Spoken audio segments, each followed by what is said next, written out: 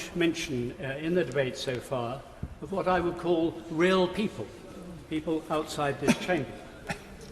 So I would like to focus very briefly on one of the major factors which underlay the outcome of the referendum. I refer, of course, to immigration. My Lords, the immigration issue has not gone away, and it will not go away. There's a lot of talk about the 17 million people who voted to leave the EU, and indeed about the 16 million who voted the other way. I have to tell the House that I am speaking for 30 million people who want to see a reduction in immigration to this country.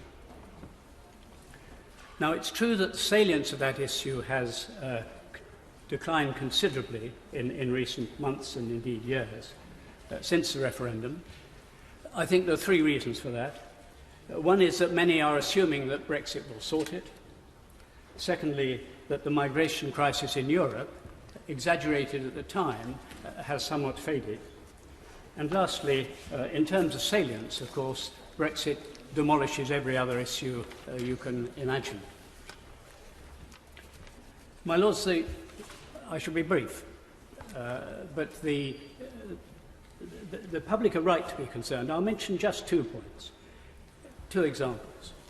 If immigration continues at current levels, we will be adding 1 million to our population every 3 years. That's the population of Birmingham, with all the infrastructure and so on that we need. And secondly, housing. Again, at current rates, we will have to build a new home every 6 minutes, night and day, for the new families who will be joining us. Finally, my Lords, if we look ahead, there is now, and this is the serious point, a serious risk that our last case, as far as immigration is concerned, will be worse than our first. The present government are now proposing an Australian-style points-based system, without apparently realising that we've had such a system for 10 years, and without being aware of the fact, apparently, that the situation in Australia could hardly be more different.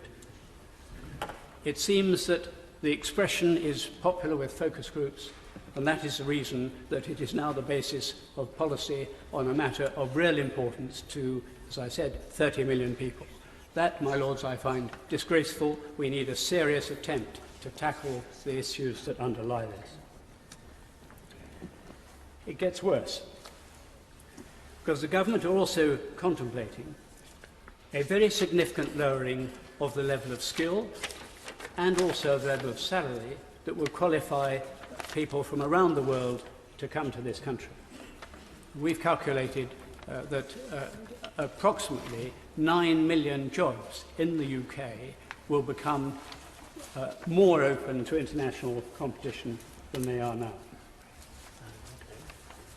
Finally, my Lords, if the outcome of this whole saga is that we merely substitute non-EU workers for EU workers with no significant reduction in the numbers, I believe that confidence in our political system will suffer a very severe blow.